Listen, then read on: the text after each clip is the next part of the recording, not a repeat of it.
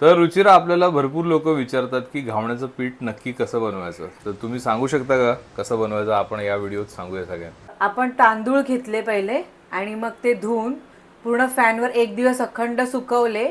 त्याच्यानंतर आपण ते गिरणीवरती, जिथे घावण्याचं पीठ दळून मिळतं किंवा भाकरीचं पीठ पण मिळतं, घावण्याचं पीठ मिळतं, अशा छोट्या गिरणीमध्ये जाऊन आपण दळलं. त्याच्यानंतर ते अशा प्रकारे होतं. तुम्ही बघू शकता, हे बघा. हा, हे जरा आपल्याला रवाळ किंवा हा, रवाळ दडदडीत, आहे. जास्त पण रवाळ नाही आणि जास्त पिठाळ पण नाहीये. घरघंटी असते ना, त्याच्यामध्ये 2 नंबरची सेटिंग हम्म. यूज करायचे. दुसऱ्या नंबरचं, 1 नंबरला एकदम फाईन असतं आणि हे 2 नंबरला हे जरा घट्ट घट्ट किंवा जाड जाड असं निघतं, दडदडीत. तर हे पाहून घ्या तुम्ही. आपल्याला अगदी फाईन केलं तर मग ते भाकरीसाठी होईल. तर हे पीठ असं बनवून ठेवलं तर त्याचा फायदा असा होतो की आपण कधी पण आलं मनात गेलं दुकानात टाईपचं, कधी पण आपण घावणे घालून खाऊ शकतो. भरपूर लोकांचं असं सजेशन होतं गेल्या व्हिडिओमध्ये की रात्री तांदूळ भिजत ठेवायचे आणि सकाळी करायचे, पण मग तो प्लॅनिंगचा विषय झाला. मग तुम्ही प्लॅनिंग करून मग ते बनवणार. आमच्यासारखं, आमची जशी लाईफस्टाईल आहे नाही की नाही, आम्ही ट्रेडिशनल पद्धत पण हीच आहे.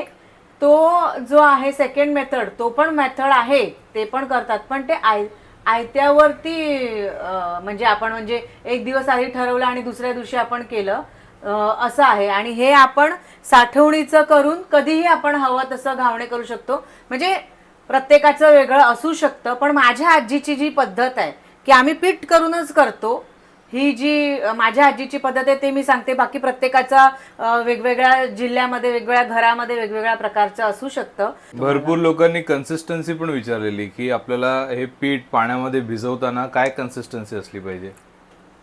कन्सिस्टन्सी म्हणजे एकदम थोडी जास्त पण खूप पाण्याची नाही, रनिंग कन्सिस्टन्सी म्हणतो आपण. रवा डोस्याची जशी करतो सेम तशी, दिरडं घालतो त्याची जी कन्सिस्टन्सी असते अशी. वरून आपण पेल्याने, आता हा पेला मी घेतलाय, तर हा पेल्यातनं मला असं वरून असं टाकता आला पाहिजे, अशी कन्सिस्टन्सी ह्याची पाहिजे.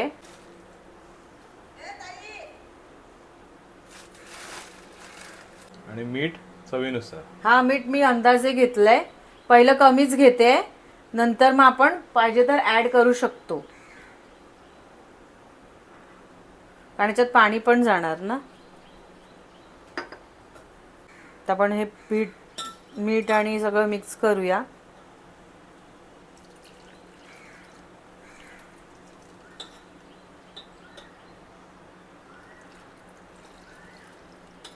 एक ग्लास पाणी पहिलं टाकून हळूहळू बघायचं. कन्सिस्टन्सी काय आहे ते तशी दाखवते. पहिलं थोडं जाडजाड ठेवायचं, मग हळूहळू पातळ करत न्यायचं. एकदम पाणी टाकायचं नाही, किंवा ज्यांना अंदाज आहे त्यांनी टाका. आता ह्यालाच आपण ह्याची कन्सिस्टन्सी हे करत राहायचं, पाणी टाकत टाकत त्याला पातळ करायचं.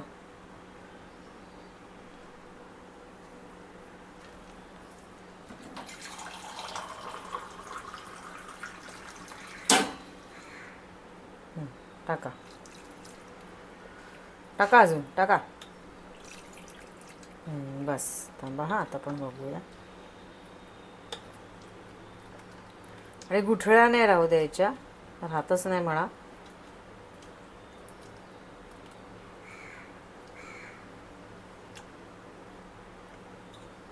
टाका.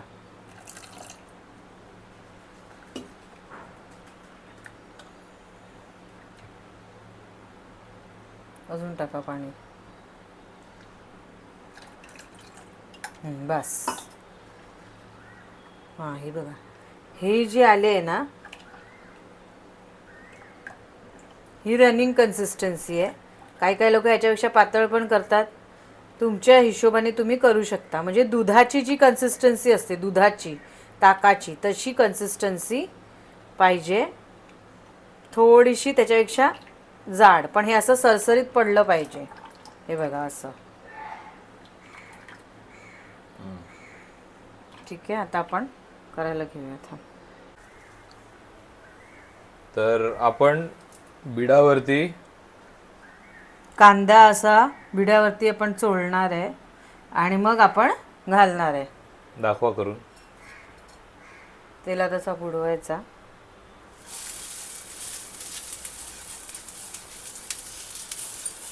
सर्वत्र सगळीकडे लावून टाकायचं कोपऱ्या कोपऱ्यापर्यंत.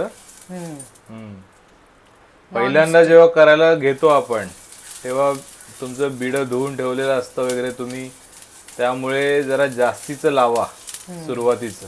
ठीक आहे. आता हे कधी पण घावणे सोडताना आधी हे ढवळून मिक्स करून घ्यायचं, ढवळून घ्यायचं, कारण की ते पीठ खाली बसतं आणि वरती फक्त पाणी राहतं.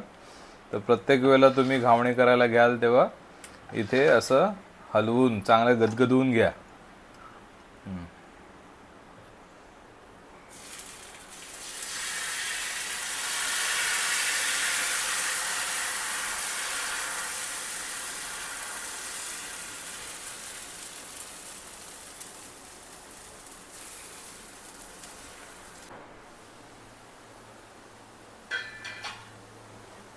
जेव्हा तो शिजतो पूर्ण तेव्हा असे कडे सोडायला सुरुवात होते. अजून झालेली नाहीये, पण कडे सोडायला सुरुवात झाली की आपल्याला समजायचं की खालून शिजलेलं आहे पूर्ण. मग काही लोक परतून घेतात, दुसऱ्या बाजूने पण पलटून शेकवतात आमच्यासारखे, आणि काही लोक असंच खातात.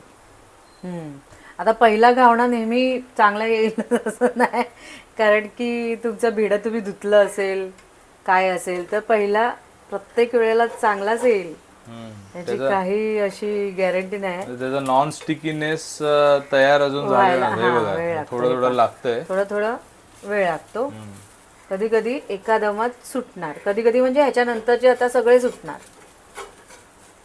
नाही. ते हळूहळू तेल शोषून घेतं, पूर्ण त्याचं सॅच्युरेट झालं, तेल पूर्ण त्याने शोषून घेतलं की मग तुमचा तो नॉनस्टिक होऊन जातो बिडाचा तवा. आणि आतमध्ये जे छिद्र असतात ना ती सगळी आधी भरली पाहिजे तेलाने. तर ते हळूहळू एकत्र टाकून होणार नाही, ते हळूहळू केल्यानेच होतं.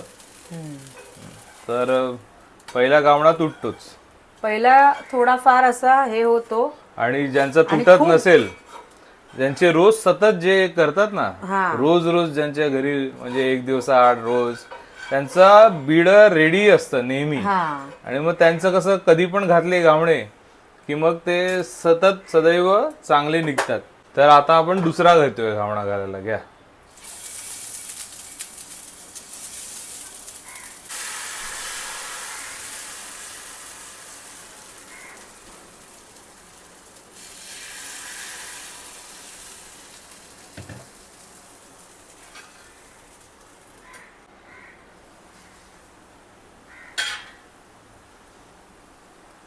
झाकण काढल्यानंतर पण थोडा वेळ थांबायचं, कारण ओलसर असतं तर ते कडा सुटायला थोडा वेळ लागतात. थोडा वेळ परत थांबायचं. भरपूर लोक झाकण पण नाही ठेवत, त्याला असं शिजू देतात. असं पण शिजवू शकतात, आणि असं शिजवल्यानंतर तुम्हाला पलटी मारायची पण गरज लागत नाही. ज्यांचे अगदी पातळ होत असतील ना, तुम्ही याची कन्सिस्टन्सी जर पातळ ठेवली तर तुमचे ते घावणे पण पातळ होतात, आणि मग ते एकदम क्रिस्पी होऊन जातात एका बाजूने. मग एका बाजूने क्रिस्पी आणि एका बाजूने सॉफ्ट. हा दुसरा घावणा आहे. तर मी बऱ्याच दिवसानंतर करतेय.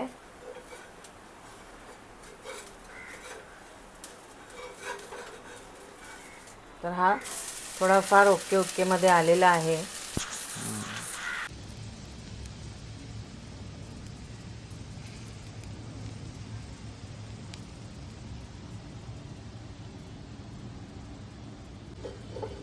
आता बघा सहज निघतायत, मगाशी नव्हते तेवढे येत. आता ते हे झालंय, नॉनस्टिक झालंय, त्याच्यामुळे ते पटापट येत आहेत. ते नॅचरल गोष्टींना वेळ द्यायला लागतो.